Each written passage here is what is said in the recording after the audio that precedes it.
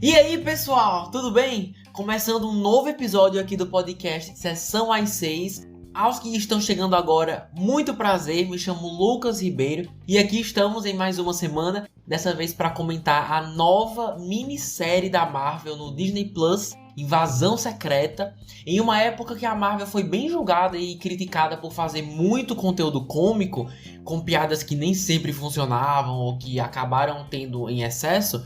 Chega Invasão Secreta com uma vibe bem mais séria e pro lado da espionagem. E hoje a gente vai discutir com spoilers, tá bom? Se isso funcionou ou não, se faz jus aos quadrinhos, né? Pelo pouco que eu sei deles. O que mais? O que poderia ter sido melhor? O que esperar pro futuro? Mas antes, se ainda não segue o podcast nas redes sociais, fica aqui a dica. No Instagram estamos como @sessãoas6, no TikTok como @podsessãoas6 e no YouTube só pesquisar podcast Sessão às 6 mesmo, que lá você encontra todos os episódios em áudio, mas em formato de vídeo, beleza? Bora dar o nosso veredito então dessa mais nova produção, começando pela sinopse. Nick Fury descobre uma invasão clandestina à Terra pelos alienígenas Skrulls.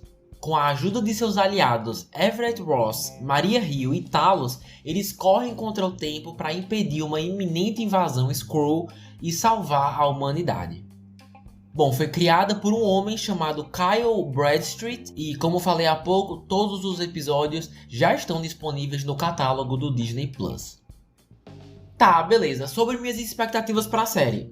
Baixíssimas. Quando eu soube que nos quadrinhos essa é uma das histórias mais famosas da Marvel, envolvendo personagens gigantes como Vingadores, Quarteto Fantástico, X-Men, saber que íamos ter só uma série de 6 episódios deixou bem claro que eu devia baixar minhas expectativas. Afinal, quais eram as chances de atores como Tom Holland, Benedict Cumberbatch, Chris Hemsworth, participarem?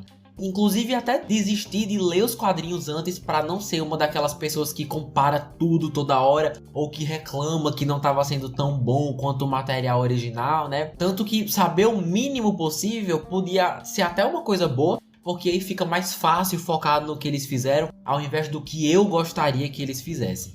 Ou seja, no final das contas, ainda estava curioso para saber o quão boa seria, mas sem criar muitas teorias e nem acreditar que ia render mais do que uma curtíssima minissérie. Mas agora que todos os episódios já saíram, e aí? Bom, começando pelo roteiro, temos aqui 2 pontos que se destacam muito bem, positivamente. O primeiro é a ideia genial de associar os Skrulls a refugiados. Sei que isso já foi mostrado no filme da Capitã Marvel, mas é praticamente o pilar dessa série. Skrulls se rebelando contra Nick Fury e a Carol pelo fato deles terem prometido lá nos anos 90 que iam achar um planeta habitável para eles morarem em paz. E aqui descobrimos que ainda não é uma realidade. E aí surge a ideia de dominar a Terra, fazer da Terra o lar e fazer com que os humanos não sejam mais a raça dominante. Você escolher humanizar uma raça fictícia de seres através de um assunto tão importante, tão delicado e tão atual é muito esperto. Mesmo tendo vários elementos dos quadrinhos, superpoderes, ataques terroristas, aliens fingindo serem humanos, etc, etc. Esse arco deles sendo refugiados em um planeta que pode ter medo, até odiá-los, com certeza deve ter feito com que alguns grupos de pessoas se identifiquem bastante com esse problema, E a segunda coisa foi destacar o Nick Fury. Mesmo não sendo a proposta dessa narrativa nos quadrinhos, é uma oportunidade legal para a gente finalmente saber um pouco mais desse cara que a gente conhece desde, 2010, mas que só dá as caras quando tem uma ameaça que quer acabar com a Terra. E essa série também temos uma ameaça que quer acabar com a Terra, no caso não acabar, mas sim acabar com os humanos. Mas dessa vez ele é o protagonista. E mesmo eu achando falha essa ideia de que ele não pode chamar nenhum dos 80 mil Vingadores que existem, Faz todo sentido porque ele estaria no meio dessa treta toda, porque realmente sua promessa, na qual centenas de Skrulls dependiam dele, deixou muito a desejar, e agora eles cansaram de esperar, né? E decidiram fazer as coisas do jeito deles. Então, na teoria, esse plot é bem interessante. Mas e na prática, ei? Infelizmente, quando você vai conferir os episódios, você encontra vários problemas. Então, bora falar um pouco disso. Nós temos furos de roteiro que não fazem muito sentido, que acabam gerando dúvidas também do que tá acontecendo, e até umas frustrações mesmo envolvendo diversas oportunidades perdidas.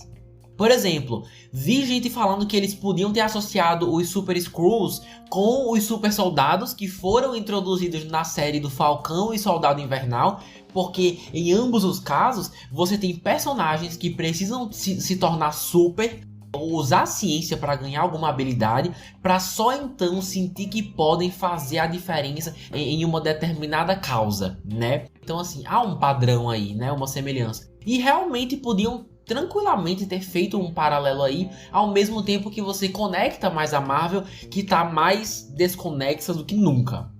Um outro problema é que, mesmo todo mundo sabendo que cinema, audiovisual é sobre mostrar, é sobre a narrativa contada através do visual, o roteiro ainda assim sempre escolhe usar diálogos e monólogos para contar umas coisas loucas que, se a gente tivesse tido a oportunidade de ver, já ia dar uma evoluída na série, isso sozinho, sabe?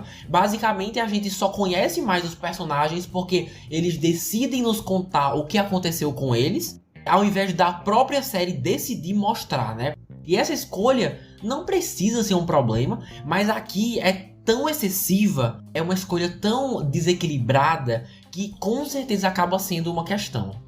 Às vezes o episódio acabava e eu ficava pensando, caramba, não teria sido incrível se a gente pudesse ver essa cena X ao invés de só jogarem a informação do nada em uma conversa?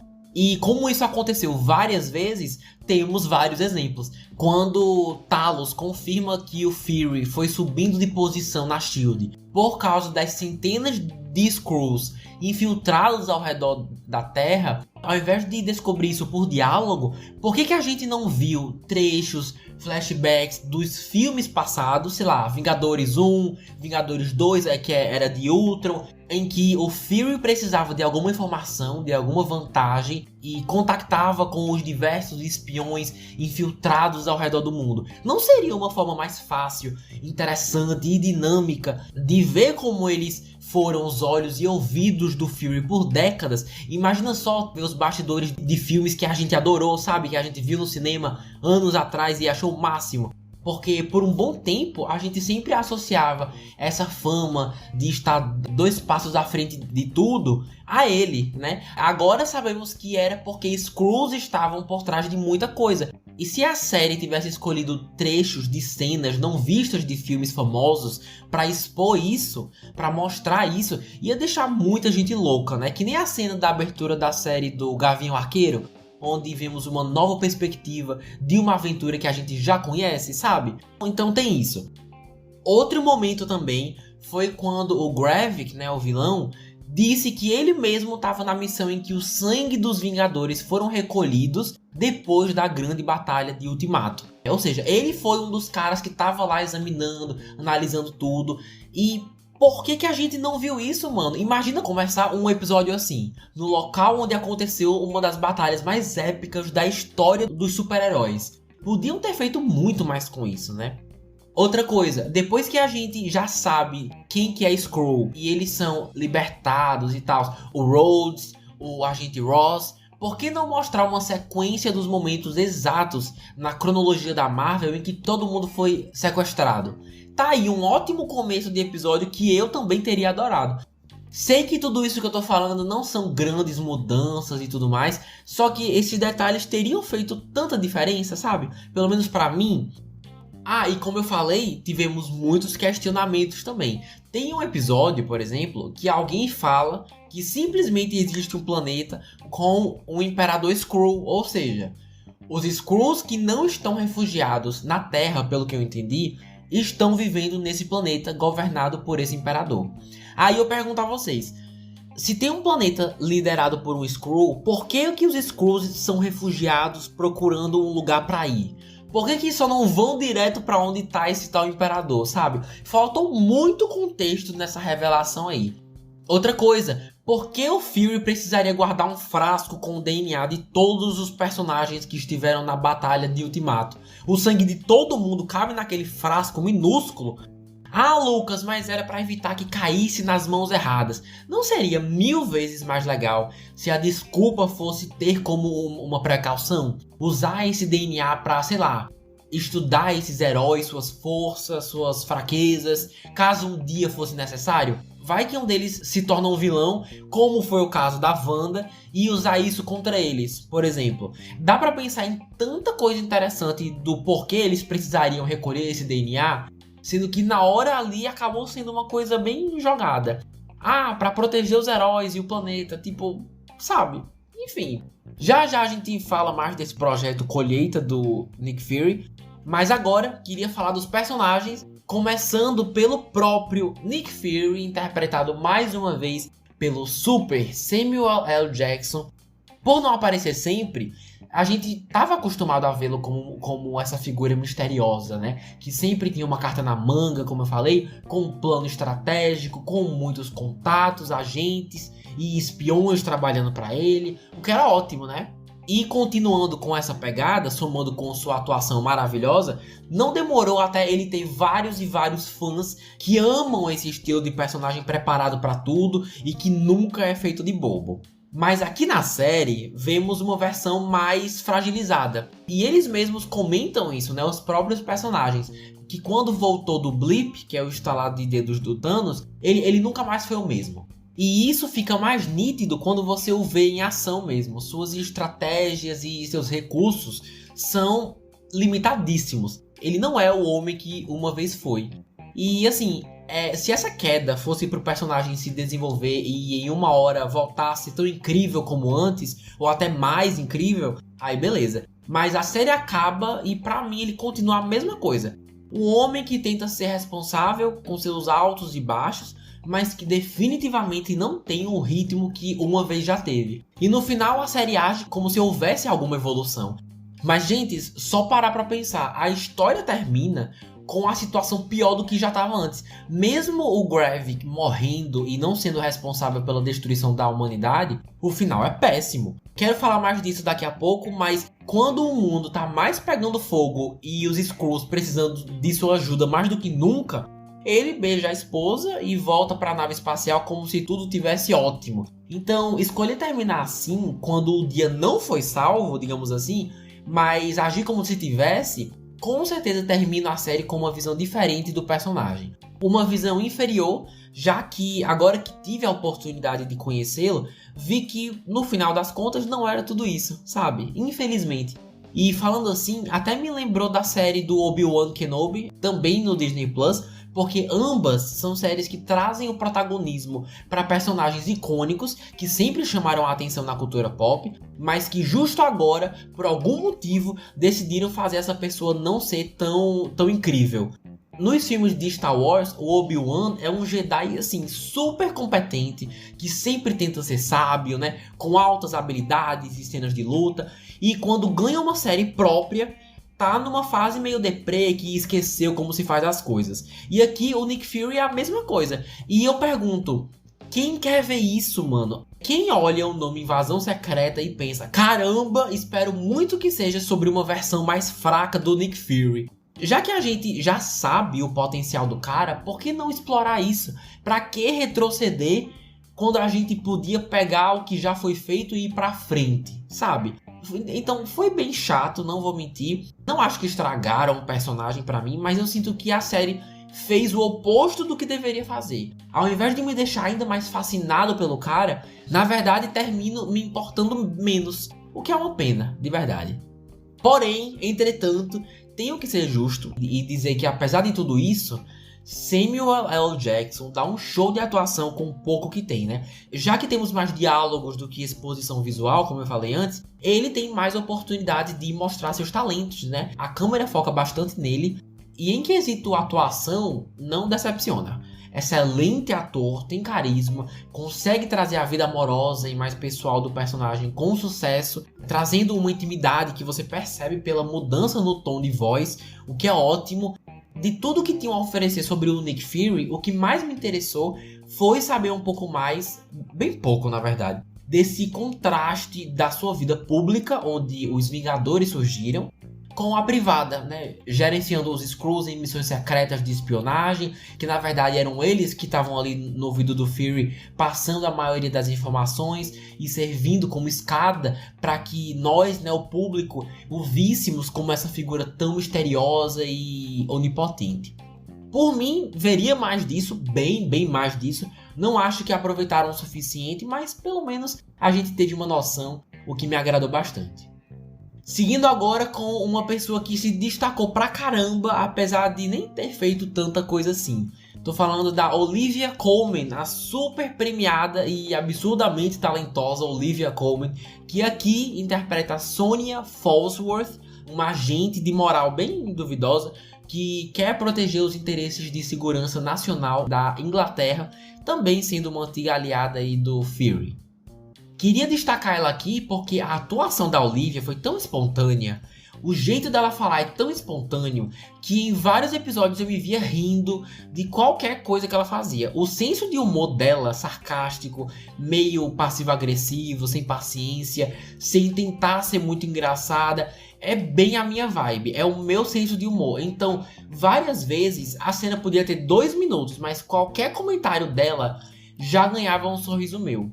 Mas quando a gente deixa a atuação e o senso de humor de lado, infelizmente é só mais uma personagem que tem uma existência meio vaga. A gente começa e termina sem a conhecer direito, só que é uma agente que defende a existência dos humanos na Terra, né? E que é contra o Gravik e a facção dele. Mas isso não nos diz muita coisa, né? Então, por isso a gente acaba se apegando mais às atuações e o humor mesmo, porque é o que tem pra hoje. Agora, ainda na seção dos personagens, queria só trazer uma observação aqui que tinha muito em mente enquanto assistia. Pensa aqui comigo. O Coronel Rhodes, né, também conhecido como o Vingador Máquina de Combate, que também é um braço direito do falecido Tony Stark, nunca teve destaque. Mesmo aparecendo diversas vezes em diferentes projetos, a gente nunca sabia nada sobre ele, né? Só o básico, que era o braço direito do Tony, sendo fiel ao seu país, tanto que assinou o Tratado de Sokovia, apoiando que os heróis estivessem à disposição apenas do governo dos Estados Unidos, e que acabou ficando paraplégico por causa disso. Mas é só isso mesmo. E nos primeiros episódios aqui da série, fiquei bem feliz em ver um certo destaque pro cara. E que finalmente estava se impondo, né, batendo de frente com o Nick Fury, sendo o braço direito agora do presidente e expondo suas ideias, né? Finalmente, depois de uns 10 anos, eu podia dizer que estava começando a sentir que conhecia o cara. E você revelar que ele, esse tempo todo, era um Skrull, tá de sacanagem, né, mano? Como ele é o único Vingador na série, era de se esperar que uma coisa assim aconteceria. Mas agora, justo com alguém que nunca teve destaque algum, e quando teve nem era ele, sabe? Ao invés de ser uma super reviravolta que me chocou, só senti que desperdicei energia tentando conhecer uma pessoa quando na verdade nem era ela. E se fosse qualquer outro herói, eu ia sentir um impacto maior, por ter me conectado mais com ele ou com ela ao longo dos anos. Mas pra mim, eu só tava começando a me conectar com o Rhodes aqui agora nessa série. Então escolher justo ele pra ser um alienígena e que na verdade tá há não sei quanto tempo em coma sequestrado, pra mim a gente voltou a estaca zero com esse cara. Se não me engano, tem um filme dele que tá pra lançar daqui a uns anos, o tal do Armor Wars, mas depois dessa série a Marvel vai ter que ralar um pouco pra me conquistar de volta com esse aí. E aproveitando agora bem rápido para comentar sobre a Maria Hill sendo morta no final do primeiro episódio. Uma pena, né? Fiquei em choque na esperança de que não fosse verdade, mas acabou sendo mesmo. E se eu pudesse escolher o que iria acontecer com ela, seria o seguinte. Queria muito que ela sim tivesse sido uma Skrull. Não só todo mundo ia ficar chocado com essa revelação, mas você ia plantar uma semente na cabeça do Fury e do público assistindo pra querer saber aonde que essa mulher tá. Se ela não tá ali, ela tá onde? Sem contar que poderia receber o mesmo tratamento que a Gamora recebeu, né? No caso, iria morrer, entre aspas, para ressurgir depois, né? Ganhando assim uma segunda chance de se conectar com os fãs. Com a Gamora, funcionou muito bem, né? Ela já era popular antes, mas quando morreu em Guerra Infinita e voltou sendo a Gamora do passado em Ultimato, a gente teve a oportunidade de ver uma mulher mais agressiva, que fala e faz, uma guerreira, com mais cenas de luta em Guardiões da Galáxia Volume 3, que saiu uns meses atrás no cinema, né? E o resultado foi super positivo. Só o que eu ouvi foram elogios. E se algo parecido acontecesse com a Maria Hill aqui, eu teria achado ótimo, porque ela nunca teve muito o que fazer, né? E se tivéssemos a chance de recuperar uma versão do seu passado, só que dessa vez sendo sequestrada pelos Skrulls, isso poderia dar à Marvel a chance de fazer algo diferente com ela, né? Algo melhor, talvez, que fizesse jus à atriz que tá nessa saga há mais de 10 anos também. Então, no geral, eu entendo que sua morte significou que ninguém tá ali pra brincadeira e que tem sim consequências, mas por outro lado, essa abordagem que falei agora me agradaria muito mais, porque nos daria uma nova chance de ter uma personagem tão legal que é a Maria Hill, só que com mais personalidade, destaque, enfim. Não acredito que ela voltou do blip só pra morrer no primeiro episódio de uma série que devia justamente aprofundar esse lado e espionagem da Marvel que ela total faz parte. Enfim, é uma pena mesmo. Certo, agora vamos falar do final. O que significa, quais ganchos temos pro futuro, essas coisas. Olha, eu sinto que o final foi bem agridoce. Na verdade, a série inteira foi agridoce. Mas a primeira coisa do último episódio que eu preciso comentar é a Gaia, a filha do Talos, interpretada pela Emilia Clarke. Eu não consigo acreditar que eles deixaram alguém sair dessa série com os poderes de simplesmente todos os Vingadores. Mais do que isso, na verdade, os poderes de todo mundo que estava na batalha de Ultimato. Heróis, vilões, até um pessoal que a gente nem sabia que estava lá. Eu achei que esse desejo do Gravik de ter as habilidades de todo mundo iam ficar só na teoria, né? No papel. Mas que com certeza ele ia morrer antes de conseguir isso. Sendo que a série termina com o Gravik morto e sobrando a Gaia como a única Super Skrull e que ainda tem os poderes da Marvel inteira, né? Apenas. Não dá pra acreditar que eles deixaram existir uma personagem que tenha esse nível de poder. Ainda não digeri 100% essa ideia, mas por mais que eu tenha achado a batalha final legal, a ideia é ridícula. Primeiro porque você dilui e diminui todos os personagens que já existiram antes da série, né? Drax, Mantis, Hulk, Capitã Marvel, Capitão América, Groot. Porque agora existem duas versões de cada personagem. Simplesmente porque a Gaia tem os poderes de todos eles. Então, com certeza é a personagem mais forte que existe na Marvel. A gente não sabe exatamente todos os personagens que ela tem os poderes, mas pelo que deu a entender, deve ser realmente quase todos. Eu acho quase impossível você trazer essa mulher de volta sem transformá-la em uma Mary Sue. Pra quem não sabe, Mary Sue é aquela personagem de filme ou série que é tão poderosa e apelona que é tudo muito fácil pra ela. Que não existe dificuldade que consiga bater de frente com o seu nível de poder. Porque assim, eles não deram nenhum tipo de limite pra ela, né? Nenhuma limitação. E dá esse presente, todas essas habilidades pra uma pessoa que a gente acabou de conhecer e nem simpatizou direito, meio que diminui também as jornadas dos outros personagens, né? Wanda, Capitã Marvel, todo mundo que ralou, caiu e depois aprendeu a usar as habilidades. Esse desenvolvimento acaba deixando de ser tão importante, porque agora temos uma segunda pessoa que consegue fazer a mesma coisa sem muita dificuldade. Então achei muito perigoso trazer esse tipo de personagem pra Marvel. Não acho que foi a melhor escolha. Se isso fosse só um conceito, como eu falei, na teoria, beleza. Essa ideia louca de ver quem consegue o DNA dos super seres mais poderosos da galáxia primeiro, aí show. Serve como uma ótima motivação. Mas você, de fato, permitir que pessoas saiam andando por aí com 200 poderes de personagens famosos, diferentes, tem tudo para ser difícil, confuso de acompanhar e um baita compromisso com os próximos capítulos da Marvel. Ah, e por falar nisso, nos próximos capítulos, Como é que esse não é o foco imediato da Marvel nos próximos filmes? Gente, essa foi uma revelação tão grande. Existem tantas questões que precisam ser resolvidas em volta disso. Como é que a gente ainda tá na saga do multiverso depois de existir uma personagem assim? Ou melhor ainda, como é que a Gaia não é o foco principal do filme The Marvels, que vai lançar agora em novembro? Qualquer que seja o tema ou plot de The Marvels, né, que também é Capitã Marvel 2, como é que pode ser mais importante do que explorar uma pessoa que do nada apareceu e se tornou a mais poderosa que já existiu? Ok que não dá pra dizer com certeza que ela não está, porque o filme ainda não saiu, mas sua participação pra mim ia ser essencial. Carol Danvers é tão responsável pela desordem dos Skrulls na Terra do que Nick Fury. E levando em consideração que o seu filme é o próximo a sair, não dá pra pensar em outra narrativa que não seja mostrar as consequências de invasão secreta em The Marvels. Mas dessa vez com um maior orçamento, né, sendo mais cinemático, artístico, enfim.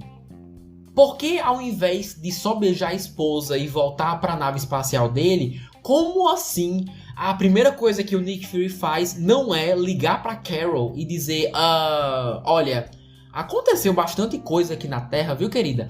Talvez envolvendo o seu DNA, não sei. Parece ser o tipo de coisa que ela iria gostar de saber, sabe?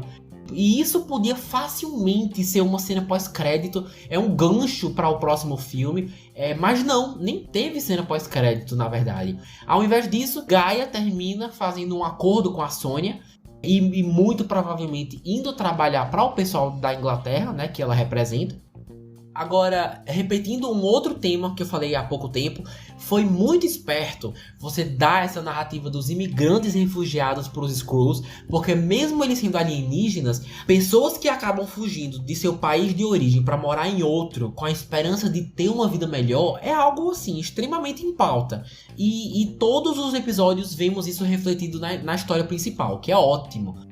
Mas agora, você escolher terminar a série com o presidente dos Estados Unidos anunciando uma caça aos alienígenas por medo de qualquer um que não seja um ser humano, e a gente ainda vendo cidadãos comuns matando Skrulls disfarçados, assim, de graça, simplesmente porque foram inspirados pelo discurso desse presidente, foi muito deprimente. Eles super perderam a oportunidade de terminar num tom mais promissor, né? Sei lá, dizendo que a vida deles foi sim difícil aqui na Terra, mas que uma hora vão achar um planeta habitável. Ou então, sei lá, que um dia os humanos e alienígenas vão conseguir coexistir, sabe?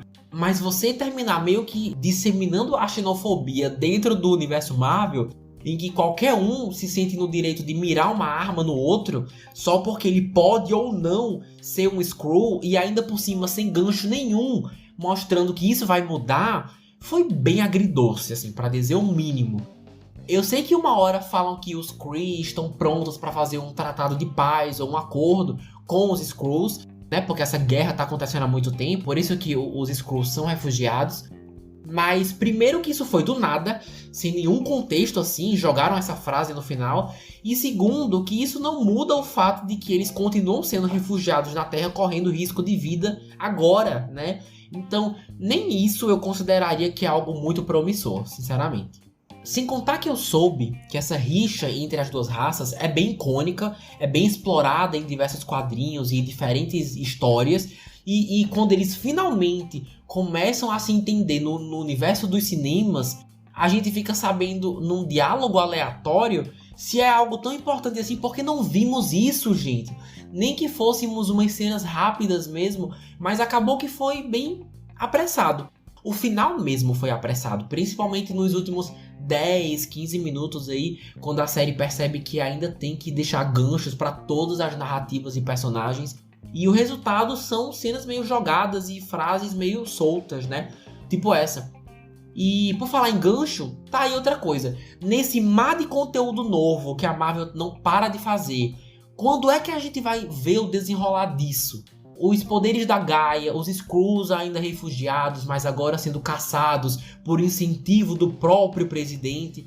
O que mais? Temos um Vingador que acordou do coma há sabe-se lá quanto tempo. Quando que a gente vai explorar isso? Porque ao mesmo tempo, Parando pra pensar, também estamos falando sobre o multiverso, indo mais para o lado da série Loki e do Doutor Estranho, né? Com feiticeiros, magos, bruxas, a TVA. Temos a disputa política social pelo Vibranium, que inclusive pode gerar guerras, agora que todos os países sabem da potência que é o Wakanda, indo mais pro lado do Pantera Negra, né? E agora o Namor.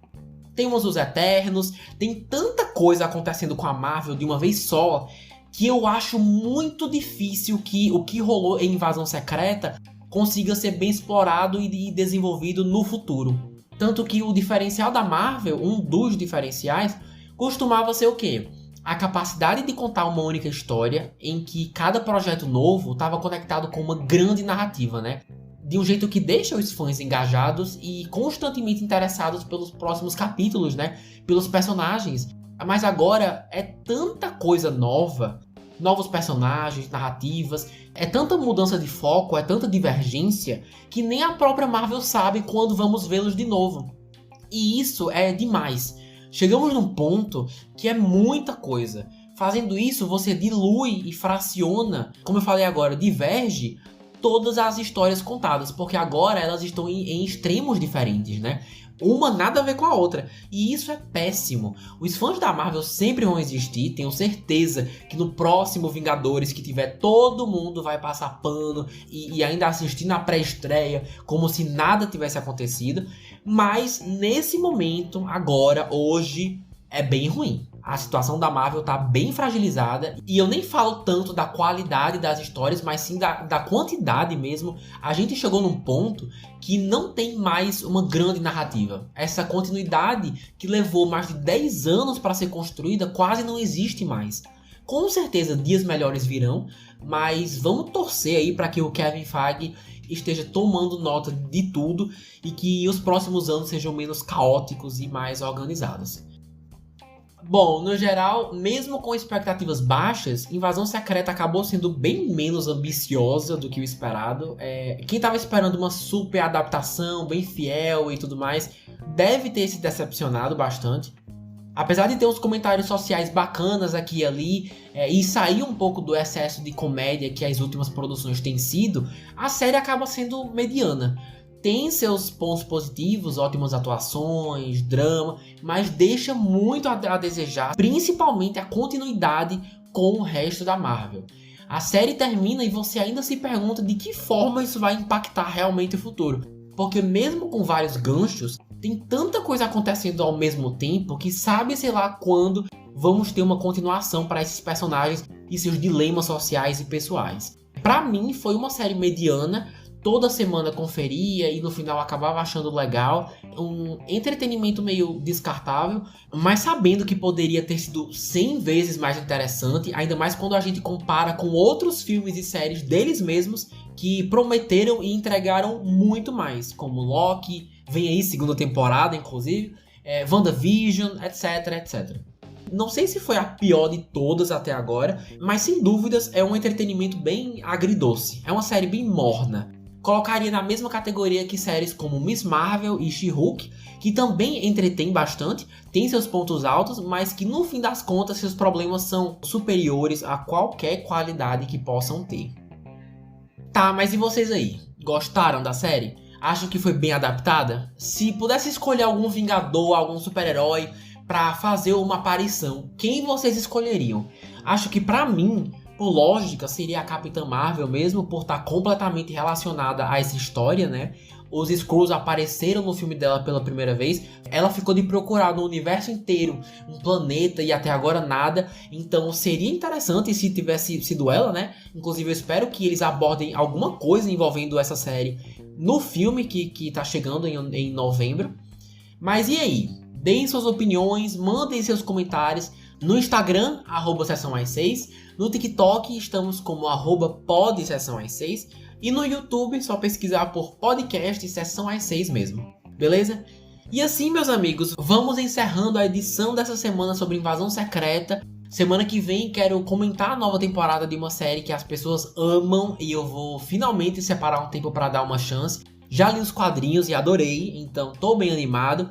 Se puderem, por favor, manda o podcast para quem vocês conhecem, que gosta de bater um papo sobre entretenimento e cultura pop, que ajuda demais, demais, demais. Muito obrigado aos que escutaram até aqui. Um beijo enorme e até a semana que vem. Tchau!